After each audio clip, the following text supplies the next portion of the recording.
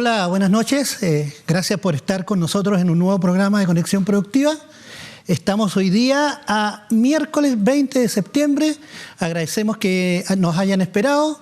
Como siempre, un programa que sí tiene que ver y está conectado con lo que ocupa hoy día al área y al sector empresarial, pero también a la comunidad en general. Hoy día tenemos un programa y un invitado especial, como lo han sido en los programas anteriores.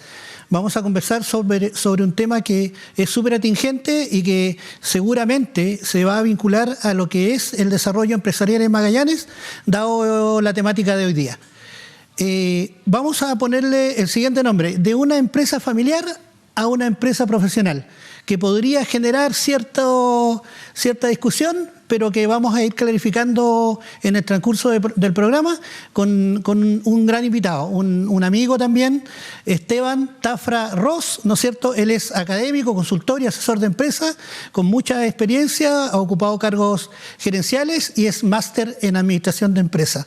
Así que de este tema, ¿no es cierto?, y de otros del ámbito empresarial, vamos a estar conversando en el transcurso del programa. Vamos a saludar a Esteban y Esteban seguramente él se va a presentar respecto de su currículum. Gracias, Esteban, por, yo diría, apoyarnos en el programa de hoy día en un tema interesante. ¿Ya? Es un tema interesante donde vamos a tratar de incorporar conocimiento, experiencia, también aprendizaje para quienes van a estar, ¿no es cierto?, compartiendo con nosotros el programa de hoy. Muchas gracias por la invitación, Eduardo. La verdad es que tú ya me presentaste, me preocupó eso. Hoy día tenemos un problema. Yo no sé cómo. Yo soy el problema y realmente fue una equivocación. Eduardo, soy magallánico. Estudié en un instituto profesional en Santiago, después en la Universidad de Magallanes y, como tú bien dices, tengo un grado de máster en administración de empresas y he estado vinculado desde siempre a empresas familiares. Mi currículum es bien especial. Yo trabajé en mi vida laboral, a todo esto estoy jubilado oficialmente, cobro jubilación en 2 empresas. Me acuerdo que cuando tuve que presentar mi currículum a INACAP, fui durante un tiempo docente, mi currículum decía que había trabajado 12 años con mi suegro, con Julio Harris, en la nombrada confitería Harris, y después 28 años en Corcoran y Compañía Limitada, otra gran empresa familiar, y no tenía nada más que poner. Esa es mi historia, Eduardo, y un gusto poder colaborar contigo en este tema que me está apasionando, porque todo parte, perdona que mencione otro programa dentro de todo parte con la última temporada de Tertulia Magallánica, programa que acogió también esta televisora regional, que es una empresa familiar. Además. Y tuvimos una sección que se llamaba Herederos, donde buscábamos conversar con personas que habían recogido postas empresariales de padres o abuelos. Y ahí me pareció interesante ir un poco más allá en esto de las empresas familiares y coincide con tu interés en el tema. Perfecto, Esteban. Vamos a vincular este tema, ¿no es cierto?, esta presentación que nos hace Esteban hoy día a lo que ocurre en las empresas hoy día. Cuando uno dice empresa familiar versus empresa profesional, hay un tema ahí, Esteban. Es decir, debiéramos nosotros, cuando estamos en función de organizarnos, ¿no es cierto?, lo que no significa que una empresa familiar no lo esté, significa eso de que estamos con ciertas incompetencias al momento de desarrollar el negocio. No sé si es tan así, Eduardo. Hay grandes empresas familiares donde su fundador sigue hoy día al frente de ellas con singular éxito. A mí me parece que el mayor problema que tienen hoy día las empresas familiares, a veces de primera generación, es cómo interesar a los hijos que sean los continuadores de la actividad del papá. Y muy de la mano con aquello es darse cuenta que los hijos no están preparados o no están interesados, y viene el otro tema de profesionalizar esa empresa en la cual el dueño, el fundador, es, entre comillas, el patrón de fondo, porque esto se incluso en la academia se dice que en los estilos gerenciales, ¿no es cierto?, de las empresas familiares puede pasar eso, y en la eventualidad de que la familia no quiera integrarse, tiene que recurrir a profesionales externos, y eso no sé si es incomodidad, si resulta un dolor o un problema para quien ha estado siempre llevando él solo el negocio y tiene que acoger a profesionales que se formaron en distintas áreas y que no es que quieran ponerle sus improntas, sino que traen sus recetas de éxito, las experiencias que entrega la academia, qué sé yo, y a veces chocan con esto. Me parece que por ahí va el tema de las empresas familiares, de algunas, porque hay otras que resultan exitosas y que van haciendo estas transiciones y se profesionalizan, ¿cómo se llama?, de buena forma.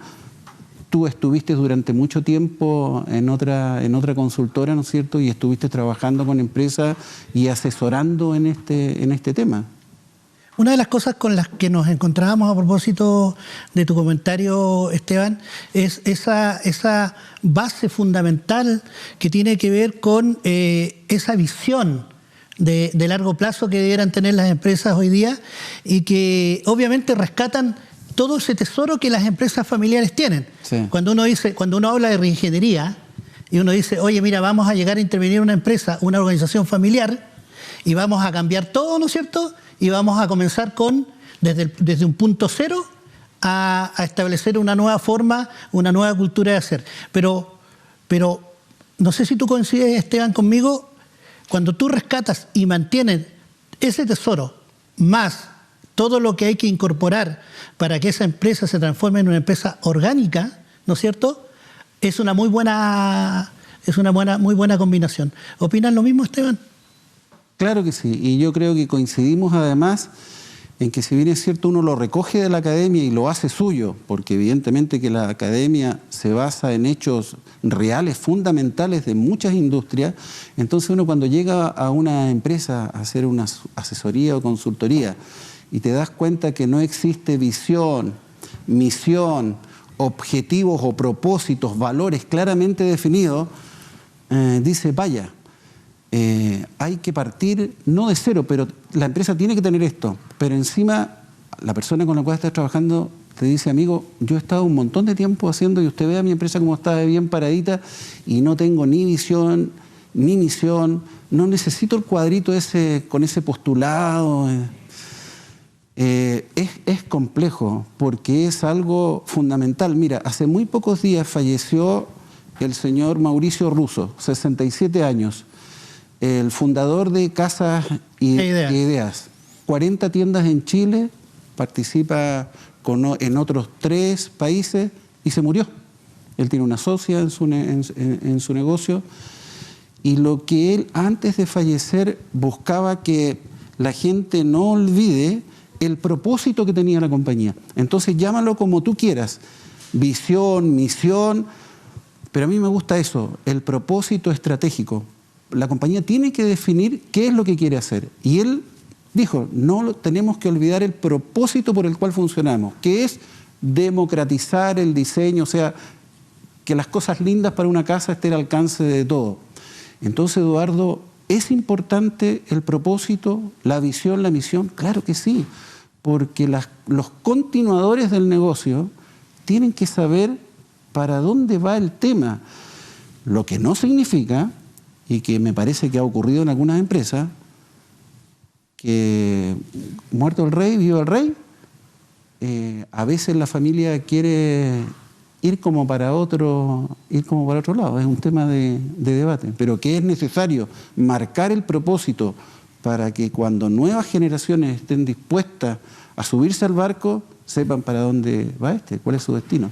Esteban, hay una coincidencia no solamente académica, sino que una coincidencia, podríamos decir nosotros, práctica, al momento de administrar el negocio y tener el negocio familiar con ciertas informalidades y que se entienda bien y que la gente que nos está viendo entienda bien el concepto de informalidad, que no es un concepto negativo per se, ¿no es cierto?, en el sentido de que quien está pagando los consumos básicos, ¿no es cierto?, de una empresa que partió siendo, ¿no es cierto?, de un tamaño pequeño, muy manejable, ¿no es cierto?, de 5 personas, 6 personas, y de repente explotó, y creció a 80 colaboradores y el dueño o la dueña, ¿no es cierto?, siguen pagando los consumos básicos de esa organización.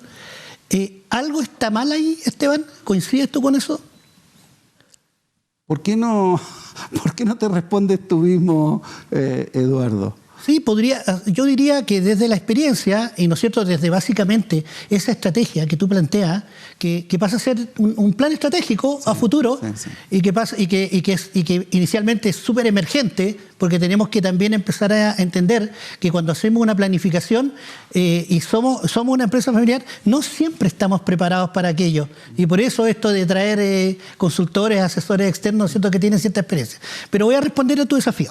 Está súper interesante. Yo tengo claro, yo no es que esté dándole vuelta a la respuesta, yo la tengo clara. Vamos a ver, y este va a ser un programa distinto a los que hemos tenido, porque tenemos acá una persona, ¿no es cierto?, que también tiene mucha... Si lo estás echando a perder, cortamos, paramos y me ubicas de nuevo. No, está súper bien, pero está entretenido el programa por eso. No, yo voy a responder. Yo digo que para quienes tienen experiencia en empresas familiares, tú también lo tienes, ¿no es cierto?, con tu señora en el negocio, ¿no es cierto?, que en algún momento podría compartir algo de esa información, si es que se puede, Esteban. Yo diría que llega el momento en el que los 60 colaboradoras que van a conversar con el dueño de negocio, temas que a veces ni siquiera son tácticos, sino que son cotidianos. Jefe, se rompió la ampolleta. Resulta que ya somos 80 colaboradores y el gerente general, ¿no es cierto?, o la gerente general y la esposa o esposo que también están en el negocio ya no debieran estar contestando eso, porque ellos estaban acostumbrados y la cultura era que nosotros pagamos eso porque nos soltamos la tarjeta o nos soltamos el cheque, o nos soltamos los recursos o la firma porque nosotros manejamos el negocio. Entiendo. Pero en algún momento eso se torna inmanejable. Y al final y un tema que vamos a conversar con Esteban, porque igual tiene seguramente alguna información sobre aquello, los hijos, ¿no es cierto?, los herederos, como bien tú me planteaste en algún momento, Esteban, antes de este programa, bueno, vamos a ver si quieren tomar la posta. Claro que sí. A propósito de eso que se ve. Entonces yo digo, dada esa situación inorgánica, ¿ya?, desde mi punto de vista, en el sentido de que la empresa se pegó un salto desde el punto de vista del recurso humano, y no teníamos la organización disponible, dispuesta como para poder resolver los problemas propios de una empresa que crece familiar, ¿no es cierto?, que crece demasiado, por diversas razones. Sí. Ya. Pero mira, yo creo que es un paso natural en todas las empresas familiares, y se da esto de, cuando el dueño empieza a darle rienda al animal para que vaya solo porque sabe para dónde tiene que ir. Y eso es como consecuencia, Eduardo, creo yo, porque estas organizaciones son muy planitas. Es el dueño de la compañía, tiene algunas cuantas jefaturas, entonces el dueño quiere, no es que quiera, debe, porque está integrado al día a día de la compañía, todo pasa por sus manos. Y en esta transición de cuando la empresa va avanzando y van llegando, no sé, o se integran algunos cuadros gerenciales, vaya que un hombre que estuvo 10 años, 20 años, 15 años manejando solo su negocio, empezar a entregar cosas, entonces hay un momento en que pareciera raro que uno dice, oye, pero ¿cómo este hombre quiere hacer todas hacer esas cosas? Pero se va dando esto de que el hombre se va dando cuenta que se van generando confianza, va conociendo a sus colaboradores y empieza a delegar. O sea, no me cabe la menor duda, yo he vivido esa experiencia de que de repente la persona quiere controlar todo. Me parece que a ti te conté hace unos días atrás cuando estábamos viendo este tema, y lo voy a decir porque esto es, capaz que ya esté en un libro, pero nunca me olvido cuando un conocido mío me dice, Esteban, mira, quiero que te des cuenta de esto. Era una orden de compra por una cafetera eléctrica para una línea, para una empresa que existe, que es Sky, donde tenía varias firmas, así como en la Armada, que firma el cabo, el sargento, el suboficial, el teniente, no sé cuánto, y la última firma era del señor Jürgen Pollmann. El dueño de la compañía estaba autorizando una orden de compra por una cafetera eléctrica que costaba 13.000 y tantos pesos. Bueno, hoy día segunda generación de tener 3, 4 aviones usados. Tiene la flota más moderna de Latinoamérica, 28 aviones, y van a cumplir el 2030 con incrementar la flota en 60 aviones, y vuelan a muchos países del mundo. ¿Lo hizo mal ese hombre o no? Yo tengo que decir lo que me enseñó un jefe del primer día que llegué a trabajar a la compañía, y me dijo: Esteban, si cuidamos las chauchas, los pesos se cuidan solos. Esas pequeñas cosas, esos toques filosóficos de los dueños de las compañías hacen bien, y hacen bien que estén presentes durante mucho tiempo, aun cuando uno llegue con la metodología, los conocimientos que te entrega la academia, porque hay muchas cosas, Eduardo. Yo estudié de viejo en la Universidad de Magallanes para cumplir con los requisitos que tenía para mi máster, y yo me daba cuenta que lo que me enseñaban en la universidad, que lo escribió tal o cual autor, no era tan válido en algunas empresas. Y me permitieron en un momento decir: ¿sabe qué? Yo soy el que peino cana acá, y permítame que le diga que no siempre pasa eso. En el magíster tenía un profesor que, cuando defendía mis casos, aparecía con literatura, que si en algún momento decía: porque Tom Peter o Jeremy McCarthy o no sé quién dijo tal o cual cosa. El profesor me pescaba los libros y lo botaba al tacho de basura. Me decía: Esteban, lo que usted piense, de acuerdo a su experiencia, esto, lo otro.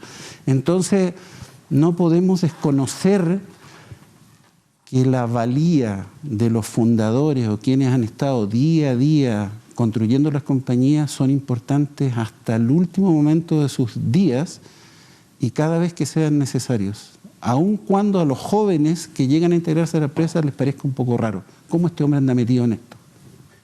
A mí me parece, Esteban, que a propósito de esta rica información que tú nos acabas de entregar, y de la cual estoy completamente de acuerdo, yo digo lo siguiente, le sumo algunos elementos.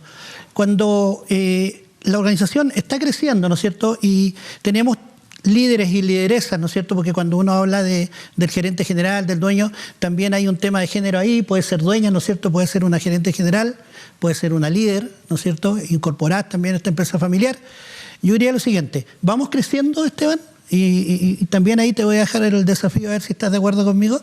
Vamos creciendo como organización, le vamos incorporando tecnología, porque ya hacerlo a mano, ¿no es cierto?, ya pasan negocios que tú conoces, Esteban, también.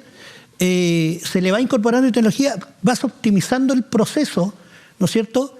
Le vas incorporando también sistemas, ¿no es cierto?, desde el punto de vista de los procesos, una política potente de recursos humanos. La gente, el colaborador, identifica que hay un recurso humano, hay una persona con la cual se puede ir a conversar en temas de motivación, ¿no es cierto?, en temas de clima, etcétera. Teniendo sistemas y tecnología, teniendo una buena política de recursos humanos, el tercer elemento y pilar fundamental, y yo creo que tú deberás estar de acuerdo conmigo, Esteban, es ese sello, esa identidad, esa impronta, ¿no es cierto?, y esa historia y ese rico tesoro que trae la compañía. Exacto. Entonces, esa triada hace que tengamos gente motivada, menos rotación, porque la rotación hoy día es un tema mayúsculo, dado un tema generacional. Sí. Estamos claros, y que no es una crítica. Sí. No es una crítica a las nuevas generaciones, sino que hoy día ya no hacemos ni construimos equipos de largo plazo.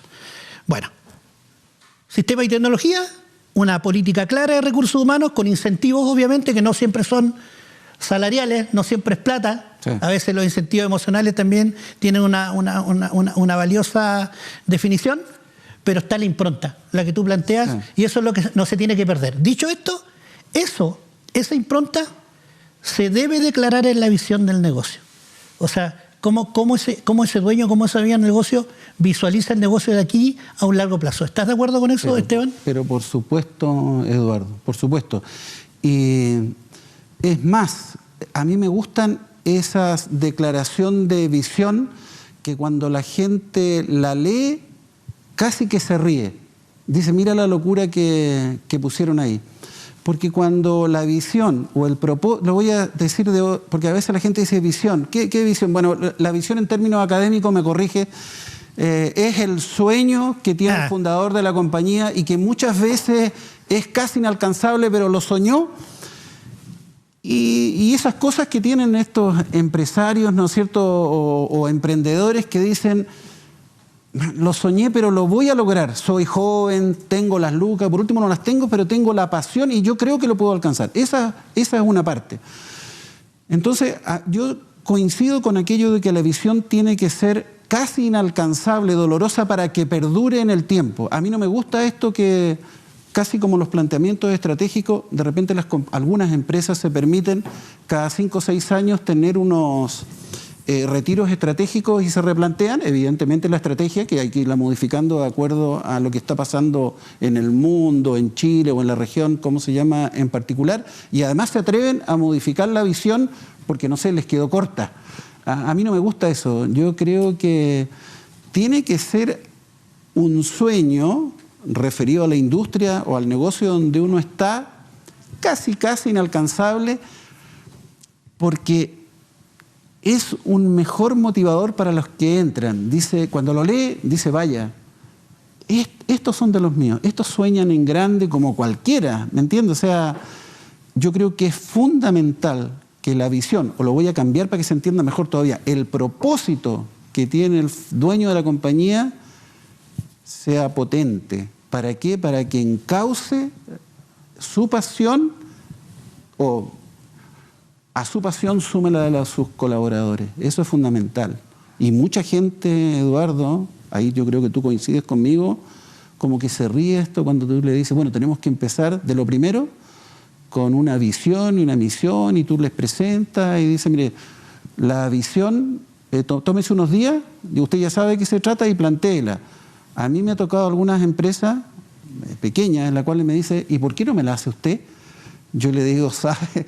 Yo de 1000 amores se la haría, pero no se puede. La visión es su sueño, señor. Usted tiene que hacerla y démosle una vuelta. Pero es fundamental, Eduardo, fundamental. Fíjate, Esteban, estamos coincidiendo. Hasta ahora estamos con Esteban en puras cosas. No hicimos reunión de pauta. No venimos de acuerdo. Oye, acá hay un mix entre Conexión Productiva y ¿cómo se llama el programa tuyo? Y Tertulia Magallánica, ¿ya? Así que vamos a hacer este mix. Rodrigo... Perdón, déjame aterrizar algo. Qué bueno que dijiste eso. Perfecto. La gente tiene que saber que entre el 70 y el 90% de las empresas del mundo son de corte familiar. En Chile hay del orden de 200.000 empresas que son de corte familiar. Y de repente la gente piensa en un negocio familiar, el negocio de la esquina, esto, lo otro, o bien, si lo aterrizamos, no sé, Buce Fernández, Hostería Las Torres, Aerovías DAP, Bilicic, Simunovich, Recasur, Crosur, por nombrar cómo se llama alguno. Pero hay empresas nacionales como Copec, Cencosud, Falabella, CMPC, que son empresas familiares. Hay empresas mundiales como Walmart, como Volkswagen, como Ford, que son empresas familiares. Entonces, es bueno que la gente entienda que cuando hablamos de esto, no estamos hablando de lo que debe hacer o ha hecho un negocio pequeñito exitoso. Las grandes compañías han pasado por lo que nosotros estamos sosteniendo. Definir una visión, una misión, objetivos, valores. O sea, cómo yo voy a plantear mi negocio de cara a mis colaboradores y a la comunidad que me acoge. O sea, cómo quiero que me sientan como compañía. Y eso, Eduardo, es un tema de todos. Además, se suma a eso que también lo conversamos en definitiva, hubo cierta pauta, pero conversamos básicamente de números. Están participando con el 80% del empleo, APP. O sea, estas empresas familiares están dando empleo a un porcentaje importante. Pero muy ¿cómo se llama? Muy importante. Sobre el 70% del empleo que se genera en el país son de empresas familiares. Esteban, mira, quiero hablar de Rodrigo del Real. Rodrigo del Real, que cuando tú lo ves en YouTube y lo escuchas, ¿no es cierto?, a propósito de su experiencia, él es chileno, es dueño de PC Factory, ¿ya? Ah, ¿verdad? Él dice lo siguiente, mira, me llamó mucho la atención, a propósito de haber desarrollado siempre su empresa en un formato familiar, con cierta informalidad, con estrategias emergentes, ¿no es cierto?, con mucha flexibilidad, porque eso pasa en una primera etapa y las personas que nos están y que tienen empresas de distinto tamaño, empresas familiares, ¿no es cierto?, tienen de distinto tamaño, lo van a entender y lo van a comprender muy bien. Rodrigo del Real dice lo siguiente: cuando formalizamos la empresa dejó de llevarnos y empezamos nosotros a llevar a la empresa. Es decir, había mucha inercia cuando ellos vendían grandes volúmenes, pero no tenían formalizados los procesos operacionales, no tenían los procesos comerciales, los procesos de recursos humanos no estaban formalizados y vivían, ¿no es cierto?, de alguna manera una cierta asfixia organizacional y empresarial que les costaba tomar decisiones. Porque al final del día lo que él dice es, a partir de nuestra formalización, de transformarnos en una empresa mucho más orgánica, inclusive no lo hemos tocado, Esteban, con estructura. Sí. Una estructura mucho más, si bien es cierto, vertical desde el punto de vista del diseño, pero muy horizontal desde el punto de vista de la comunicación, porque aquí la comunicación, que también es otro tema, empezamos nosotros a llevar a la empresa. Lo que nos estaba pasando es que la empresa nos llevaba a nosotros cuando no teníamos esa formalidad. Mira, ¿qué opinas tú, Esteban? Eso está muy cerquita de lo que tú hablabas de cuando el dueño de la compañía le costaba dar rienda a su organización, porque es pequeña, pero cuando empieza a crecer, uno se da cuenta de que tiene que ir, por una parte, delegando, pero cuando a veces miras al interior de la empresa te das cuenta que el tamaño que ha tomado no siempre puedes delegar algunas funciones al interior de la compañía porque no te has preocupado de capacitar correctamente a tus colaboradores, o bien el tamaño hace que tengan que llegar profesionales para, perdón la redundancia, profesionalizar la compañía. Y eso un poco me pasó en una compañía en la cual trabajé muchos años, en que llegó un momento en que ya mi jefe me dice: Esteban, hasta aquí nos ha ido bien, pero muchas cosas las hemos hecho, me tinca, por ahí sopla el viento. O bien las decisiones que teníamos que tomar se basaban en, Esteban, me parece, pero ¿cuánto crees que nos va a costar si nos equivocamos? No sé. La intuición, Esteban, perdón, también. Claro, porque el empresario tiene agallas, arrojo, ¿no es cierto?, intuición, atrevimiento, osadía. Exactamente, y pasan estas cosas que uno dice: no, oye, me ha ido bien, y ¿sabes qué? Le ha ido bien porque tiene el tincómetro, el no sé cuánto aquí y allá, y le ha ido bien. Pero llega un momento en que uno también mira la organización, está creciendo y dice: ¿sabes qué? Estos porrazos que antes nos dolían poco, porque de repente decía: a ver, esta iniciativa, ¿cuánto nos va a costar si fracasa? Tanto, dale, pum, porque el empresario es así. Entonces llegó un momento y dijimos: ¿sabe qué? Esto no puede ser así. Nosotros tenemos que profesionalizarnos. Y además nosotros, esto lo encontré magnífico, y lo voy a decir con nombre y apellido. Estoy hablando de Patricio Corcoy. Sí, que en paz descanse, Patricio. Y él, cuando dijo crezco, me mantengo o crezco, y tomó la decisión de seguir creciendo, nos encontramos con esta disyuntiva. Entonces dijimos: tenemos que profesionalizarnos. Y Patricio dijo: pero ¿sabes qué? Nosotros también. Y dice: yo voy a hacer un magíster y tú lo vas a hacer conmigo. Y después empezaron a llegar gerentes a la compañía. Eso tiene que ser así, porque a la gente en algún momento se les termina la suerte, el tincómetro, y además no pones en riesgo tu capital, que lo has formado, tu patrimonio, perdón, sino que además la suerte de 50, 60, 100 colaboradores, que son muchas más personas porque son familia. Entonces, evidentemente que el proceso de profesionalización de una empresa es requisito fundamental para seguir creciendo. ¿Y por qué? Sobre todo en las empresas familiares, que casi son todas, ya dijimos 70, 90% en el mundo, porque la academia te muestra que el 85% de las empresas familiares no pasa de la tercera generación. O sea, es un número tremendo, porque no van haciendo, ¿cómo se llama?, la posta. Y en Chile el número no es distinto. Esteban, me gustaría mucho el tiempo transcurre siempre en televisión muy rápido, y Esteban lo sabe por el programa Tertulia Magallánica, transcurre rápido. Entonces vamos a terminar este primer bloque, ¿no es cierto?, súper interesante, y le vamos a dejar planteado el desafío a Esteban sobre este tema generacional respecto de quién toma la posta ya en las empresas familiares. Viene un espacio para que podamos saludar, ¿no es cierto?, a quienes hacen posible Conexión Productiva. Siga con nosotros unos minutos más, estamos en el segundo bloque. Muchas gracias. Perfecto.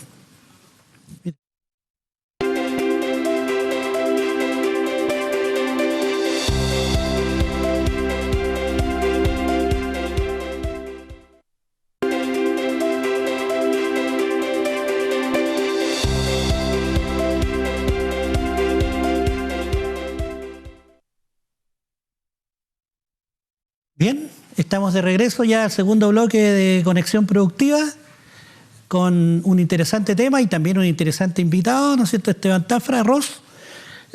Vamos a seguir con el desafío de la consulta, Esteban, esta llamada posta generacional que es los hijos, ¿no es cierto?, las hijas o las personas que heredarían, ¿no es cierto?, de alguna manera en la continuidad del negocio. ¿Qué nos puedes decir de eso, Esteban? Yo sé que tú has estado recabando información. Estuvimos conversando también acerca de un dato duro y estadístico, ¿no es cierto?, e información de la Universidad de Chile, ¿no es cierto?, que nos dice que un porcentaje importante, ¿sí?, sobre el 80% de los hijos no necesariamente heredan los negocios de los padres. Por diversas razones que lo vamos a ir desarrollando y desmenuzando en este segundo bloque. Esteban, la pantalla es tuya. Claro, el tema de las sucesiones, bueno, está dado por lo que hablamos en los primeros minutos del programa, en que no haya interés de los hijos o de quien sea de continuar con el negocio, que es una cosa como lamentable. Yo no tengo ni un mérito en lo bien que ha llevado la óptica de Maribel, mi santa mujer. Pero ella en algún momento se enfrentó al ¿cómo se llama?, al dilema de tener que conversar con nuestras hijas a ver cuál de las dos podía recoger la posta para continuar con la óptica. Y ninguna se interesó. Una se fue por el lado de la educación parvularia y la otra por diseño y vestuario. Eso es un dolor y una tristeza tremenda por parte del fundador de la actividad. Pero una alegría como padre de que le permitimos a nuestras hijas estudiar lo que ellas quisieran y sean felices, que es lo que uno también, ¿cómo se llama?, busca en la familia, aparte de los recursos de subsistencia. Bueno, ahí hay un problema, que alguien no quiera continuar. Felizmente una de nuestras hijas, después que se dio una vuelta y terminó una profesión, que se dio, sola llegó y dijo: mamá, me gustaría apoyarte algún día, voy a estudiar óptica. Ella está comprometida ya. Ella está comprometida, no está trabajando hoy día con la mamá, remotamente, es cierto que lo hace, pero ella dijo: cuando tú ya no estés, yo voy a recoger la posta al 100%. Hoy día es una colaboradora. Pero bueno, ¿a dónde voy con esto? Es que es fundamental tratar de que alguien en la compañía te siga. Y ese es otro tema que podemos hablar en otro programa respecto de cómo ir motivando a la familia. Pero lo preocupante es cuando las empresas tienen cierto tamaño, es preocuparse de la sucesión de la compañía. Yo no sé si a ti te ha tocado en tus asesorías, pero yo he conocido algunos asesores, de hecho ex socios tuyos, que cuando teníamos las primeras reuniones preguntaban: bueno, ¿qué pasa cuando usted se muera? ¿Cómo va a morir si yo tengo 40 y tantos años? No, pero algún día se puede morir, le puede pasar cualquier cosa, o qué pasa si le da una hepatitis, está no sé cuántos días. ¿Cómo están las sucesiones? Cuando las empresas son chiquititas y son planas, chuta, si no está el dueño no hay ni firma, ¿no es cierto? Y se crea toda una complicación. Entonces, cuando elevamos el nivel de las empresas, el tema se transforma en algo más complejo. Y hay un dato firme que no más del 50% de las empresas en Chile tiene un plan de sucesión. Y eso mismo hace que en Chile no más del 15% de las empresas puedan pasar a una segunda generación. Mira lo complicado de este tema. ¿Y qué es lo que es un plan de cómo se llama de sucesión? Establecer qué va a pasar cuando no esté el fundador en la primera línea o prácticamente, o no esté lisa y llanamente en la compañía. Entonces es un tema tremendamente complejo. Es pararse de frente y pensar en la sucesión. ¿Qué va a pasar cuando el líder natural de la compañía no esté en ella? Es más, recuerdo que en la empresa en que trabajé anteriormente, uno de los asesores nos propuso diseñar un cuadro de reemplazo en los niveles gerenciales, porque esto no es un tema solamente de qué pasa si no está el dueño de la empresa. ¿Qué pasa si no está Esteban Tafra en la compañía? ¿Quién lo va a suceder? ¿Tiene el elemento de reemplazo el colaborador capacitado para reemplazarlo? No. ¿Cómo lo va a salir a buscar? A través de esto o lo otro. Son cosas que uno de repente, Eduardo, no es que no las piense. Yo creo que la naturaleza humana, que es miedosa, de repente no quiere pensar en aquello, en que no, oye, todavía nosotros tenemos para rato. Pero es fundamental el establecer dentro de todas las compañías un protocolo ¿cómo se llama?, de sucesión. Es tremendamente importante y sobre todo en las empresas familiares. Hoy día, felizmente, hay cátedras de empresas familiares en casi todas las universidades de Chile. En la previa a este programa me hiciste ver que ya en la Universidad de Magallanes tienen una asignatura en Ingeniería Comercial de empresas familiares, ¿cómo se llama?, familiares. Y eso es fundamental, o sea, que la gente se dé cuenta de las cosas que pasan en las compañías. Porque, Eduardo, una empresa fundada por una persona que tiene tantos hijos y esa segunda generación se hizo cargo de la compañía. No hay ningún problema. De una u otra forma, lo vamos a ver después, producto de un consejo de familia, de algo bien estructurado, un protocolo de sucesión, o un directorio con personas externas, puede funcionar sin ningún problema. Pero ¿qué va a pasar? Y lo dice la literatura o la academia, cuando aparezcan los primos. Y cuando cada hijo tenga 3, 4 personas, ¿todos van a llegar a la compañía? Porque puede darse el caso de que, no sé, los 2 o 3 hijos encajaron en la compañía. Pero ¿y los 4 hijos que va a tener cada uno, cómo lo van a hacer? Entonces ya la literatura habla de, wow, taxativamente tal vez no me sale, pero la sucesión de primos. O sea, ¿hasta dónde va a llegar este tema? No sé, los primeros primos de cada hijo, esos van a tener acceso, el resto tiene que buscar pega en otra parte porque la vaca lechera no va a dar para todo. Es un tema súper complejo el de la sucesión y muchas compañías se ven asfixiadas por no tener claro este tema mucho antes que ocurran los eventos. Es cierto que hoy día cada vez hay más asesores especializados en empresas familiares, pero este es un tema que no hay que esperar a que ocurran los eventos para desarrollar este tema. Esteban, una de las definiciones para que el telespectador, ¿no es cierto?, entienda de mejor manera lo que estamos conversando, seguramente lo han entendido. Una empresa familiar se define como aquella en la que una o más familias tienen el control de las mismas y participan en su gestión, ¿ya? Es decir, un poco lo que nos dice Esteban acá es que en el plano de la gestión se debiera de alguna manera generar una política de recambio. Cuando esa política de recambio no existe, Esteban, lo conversábamos en el break, ¿estamos pensando en la venta de la organización? ¿Se piensa también, te ha tocado vivir esa situación? No, pero sí lecturas o hechos que te presenta la academia, donde tristemente han habido liquidaciones de empresas porque no hay nadie que se haya hecho cargo de la posta. Evidentemente que está en el fundador de la compañía en ir preparando a las personas para un poco estos los cuadros de reemplazo. ¿Es alguien de la familia se puede hacer cargo de esto o tengo que recurrir a una externalidad? A una externalidad que puede ser un gerente general apoyado con un directorio que diga relación con la industria y además con un consejo de familia que está interactuando, porque en este tema de la empresa familiar se da un binomio de realidades, la empresa y la familia. Y esa cosa hay que hacerla conjugar, Eduardo. No necesariamente la familia se puede hacer cargo de la compañía. Hay muchas en que sí lo hacen. Entonces ahí viene este tema de plantearse con mucha anticipación, oye, voy a constituir un directorio externo, ya sea porque no tengo sucesores o para apoyar a los míos.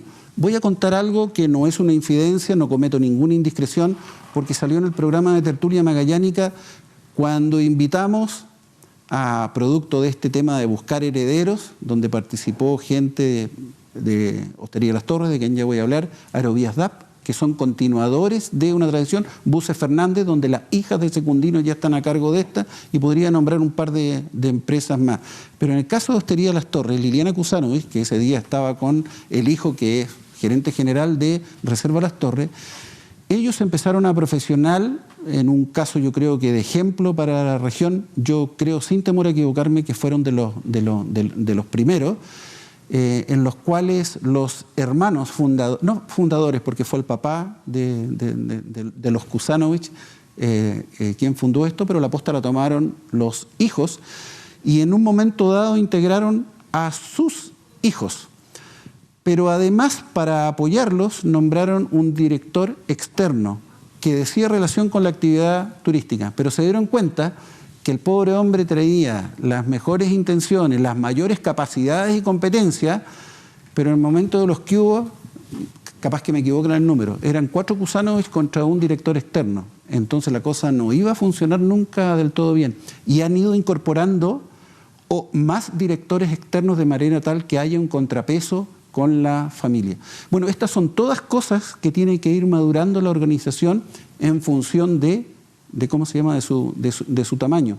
No es un tema fácil, porque las empresas, insisto, en algún momento dado tienen que entregarle la rienda a alguien que podría ser perfectamente un externo y que lleve la tradición y el sustento económico futuro de esa familia. Es un tema complejo. Tengo 2 preguntas, Esteban, desafiantes para Esteban Tafra, con toda la experiencia que ya tiene igual en empresas familiares. Me gustó mucho el concepto de este binomio, ¿no es cierto?, la empresa y la familia, ¿ya? Si definimos y establecemos como acuerdo, y acá nos acordamos de Humberto Maturana, ¿no es cierto?, que dice que la única manera de establecer acuerdos es a través de la comunicación, y yo espero que con Esteban podamos establecer ese acuerdo de que en algún momento la empresa y la familia tienden a ser un solo cuerpo en la medida de su organización. O sea, cuando es una empresa netamente familiar, se señala de alguna manera inorgánica porque tiene ciertas conductas, ¿no es cierto?, como la flexibilidad, la estrategia emergente, ¿no es cierto?, la improvisación también, y después van pasando, igual que del capullo a una mariposa, ¿no es cierto?, van pasando un proceso, al final las transforma en empresas y en organizaciones más orgánicas, con más estructura. A tu entender, y acaba la primera pregunta, Esteban, en este binomio, la empresa y la familia, ¿qué importancia tiene el sello, la identidad, el mantener aquello? Inclusive, es más, como política de recursos humanos, ¿no es cierto?, en la etapa de la inducción, contar la historia, ¿no es cierto?, la historia de la organización, el sello y la identidad y hacia dónde nosotros queremos ir. Inclusive se definen estilos de dirección. Bueno, es fundamental, porque si bien una compañía, como lo vimos en el bloque anterior, debe definir su visión, misión, cuando se establece un protocolo de sucesión, puede dejarse establecido que los sucesores pueden enmendar el rumbo de la compañía respecto de su visión. No voy a decir su misión, porque a pesar de que, bueno... Dilo, Esteban, dilo. Lo que pasa es que en el mundo que vivimos, Eduardo, y ciudadanos todos, como dice Francisco Vidal, el tema es complejo, porque lo que dices hoy día como que va quedando, ¿cómo se llama?, obsoleto, porque las visiones son inamovibles. Pero ¿por qué sucesores de un negocio? O sea, deben recoger el propósito de la compañía. Estamos en esta actividad industrial, vamos a seguir en esto. No si tengo, no sé, estoy en el tema de ganadería, ahora voy a ir al tema de, no sé, el cemento, porque la industria de la construcción está bullente. No es tan extremo. Pero nosotros hablábamos del propósito y dijimos, oye, mira, el propósito de este señor ruso de Casa de Idea era democratizar el diseño para la mayor cantidad de hogares posible, que la gente sea feliz dentro de su casa. Ese es un propósito que tiene un eje, que lo puede continuar cualquiera. Pero no tienes que olvidar de que cuando hay una sucesión, se dan dos cosas. Cuando el sucesor, como el señor Polman, deja la presidencia ejecutiva de ¿cómo se llama?, de Jumbo o de Cencosud, y los hijos siguen por la línea, no hay ningún problema. Pero ¿qué pasa cuando no está? ¿Por qué no le damos el derecho a los sucesores de darle su impronta a ¿cómo se llama?, a la empresa? Yo aquí me estoy saliendo de la academia, tú me preguntaste a mí, sí. Y a mí me parece que no es del todo malo que los protocolos consideren replantearse algunos aspectos de la visión o los valores que desea transmitir la nueva generación. Desde cambiar el isotipo o el logo de la compañía, de manera que la gente dice, hay una nueva empresa, lo cual no hay que tenerle temor si uno mira los isotipos de Shell, de Ford, de Volkswagen, de, no sé, Pizza Hut o cualquiera, lo han cambiado N veces en 4 o 5 veces en 5 años. Entonces yo creo que las empresas pueden replantearse cómo continuar adelante, en algunos casos desapegadita de lo que fue su fundador. Esteban, es un paradigma señalar lo siguiente. Aquí estamos desafiando, y obviamente lo ha hecho súper bien en los desafíos, el que la empresa familiar, ¿no es cierto?, considere que, dados los números, y ahí nos vamos un poco a las finanzas, a los resultados, ¿no es cierto?, nos cambiamos un poquito a temas mucho más duros, o más duros, ¿no es cierto?, como son los números, está funcionando. Entonces, ¿por qué cambiar aquello que está funcionando?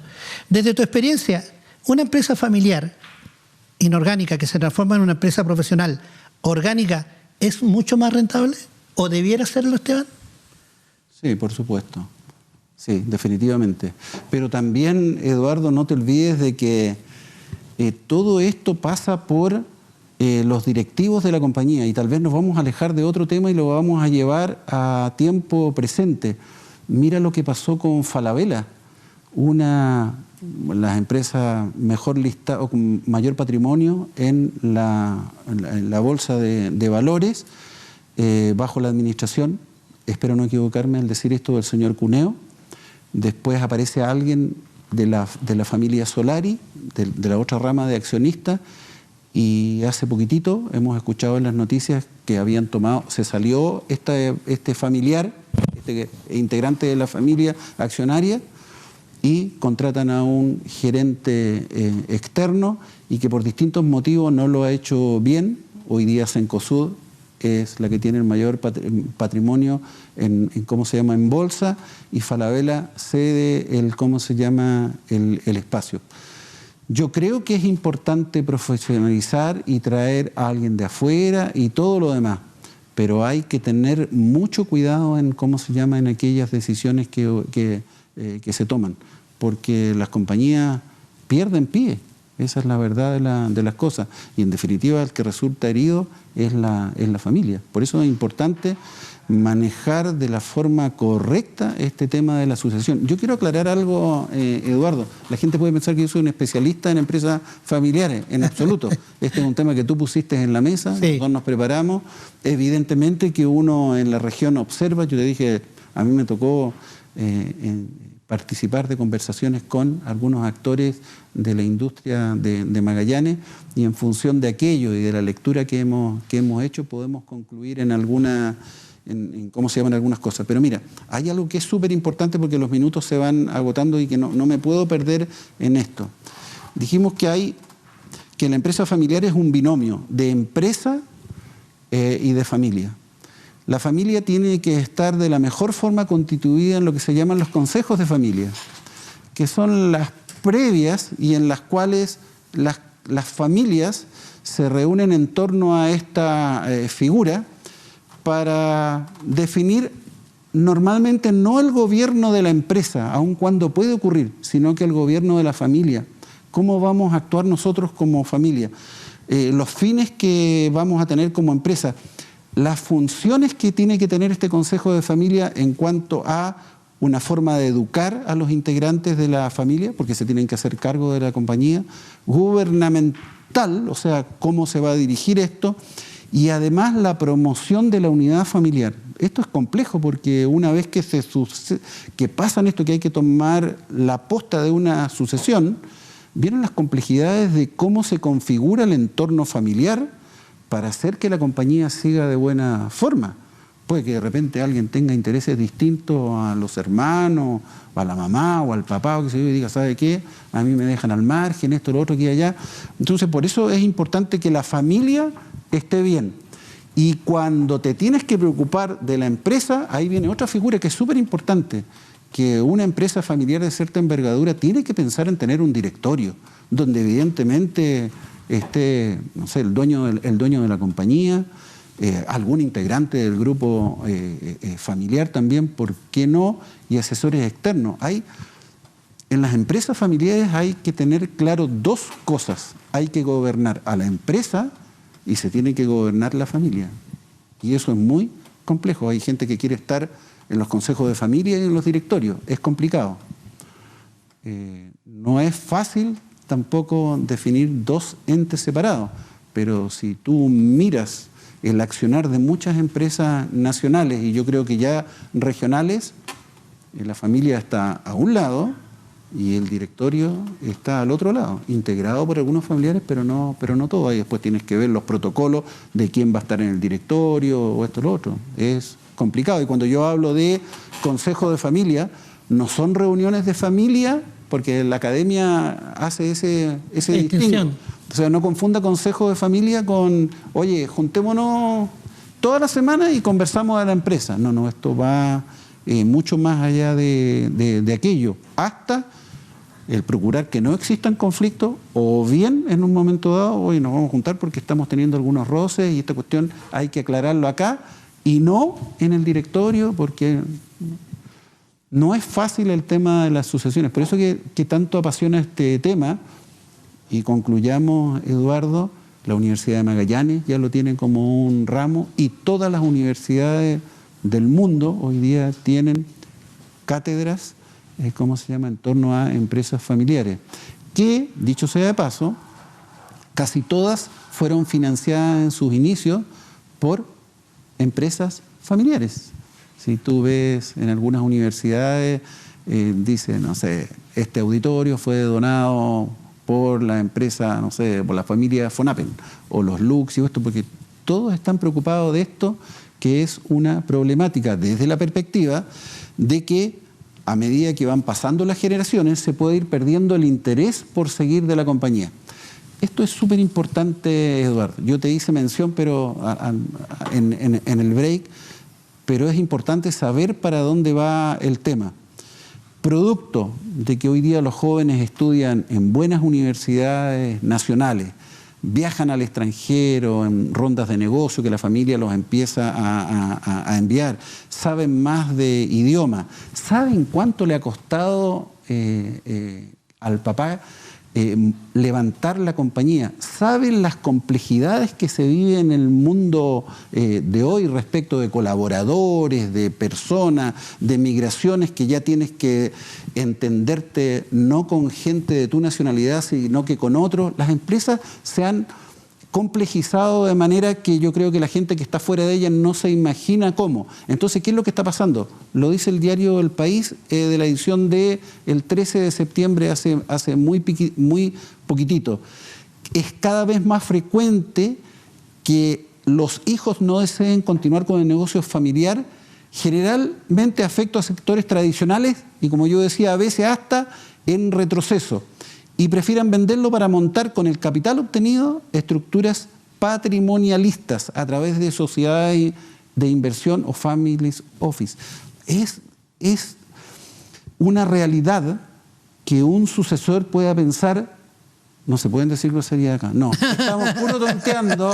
¿Sabe qué más? Al viejo le gustaba esto, lo otro, aquí y allá. Pero ¿sabe? Está bueno. Pongámosle número a esta cuestión y es mucho mejor invertir en delivery, en empresas de tecnología de información y qué sé yo. ¿Por qué le vas a negar ese tema?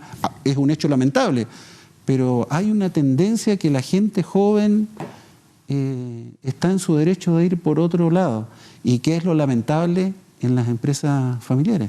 Esteban, antes de ir al cierre, porque ha transcurrido el tiempo y la verdad es que bueno que Esteban no sabía tanto de empresas familiares, pero nos ha entregado una cantidad de información. Creo que una gran conclusión de lo que nos ha convocado hoy día es este binomio de aquellos empresarios y empresarias que tienen hoy día una empresa que es familiar, está identificada como tal, ¿no es cierto?, tiene ciertos requisitos que hemos de alguna manera u otra expresado en el programa, manejan por un lado el tema empresarial con todo lo que ello significa y por otro lado el tema familiar que está en paralelo o está dentro de la estructura. Una última pregunta, Esteban, en función de lo que estábamos resumiendo ahora. Porque tampoco es, podríamos decir lo siguiente, un poco en el cuestionamiento de si es una mala noticia que los hijos hereden o no el negocio. Es una mala noticia entendiendo que los dueños quieren que sus hijos tomen el negocio, ¿no es cierto? Pero también una opción legítima es no hacerlo. Pero lógico. Sí, oye, a ver, ¿por qué nacen estos problemas de las sucesiones? Porque los hijos no quieren hacer lo mismo que sus padres. Los han visto trasnochar, perderse cumpleaños, sí, nacimientos, bautizos, porque ha tenido que estar en distintas cosas. Entonces, lo primero es que muchos jóvenes no quieren hacer lo mismo que hacían sus padres. No quieren irse por el camino difícil. Y lo otro, y que es tremendamente importante, y dice relación con esto de que muchos sucesores en algún momento dado hoy día están prefiriendo vender, es porque la gente joven y el que está un poco alejado de los negocios quiere una liquidez inmediata. O sea, quiere... A ver, no liquidez inmediata. Quiere resultados pronto. Quiere que le vaya mejor que a cómo le fue a quien sucede, pero lo quiere rápido. Sí. Y la inmediatez en los resultados es una mentira del porte de un buque en el tema comercial o empresarial. Hay mucha gente emprendedores que pretenden que a los meses o al año estén en azules. Extraordinario si eso ocurre, pero eso no es así. O sea, un negocio de repente para estar bien montadito, sin asfixia y estar tranquilo, Eduardo, 4 o 5 años. Sí. Y el problema está en que los sucesores se hacen cargo de una compañía y además quieren mejores resultados rápido. Y esto no es así. Hay dos problemas. Perfecto. Entonces, ya estamos en hora de terminar. Hoy día vamos a partir de la despedida saludando al equipo ITV que hace posible de que técnicamente podamos desarrollar este programa. A Cristian, el director, ¿no es cierto?, del equipo en general.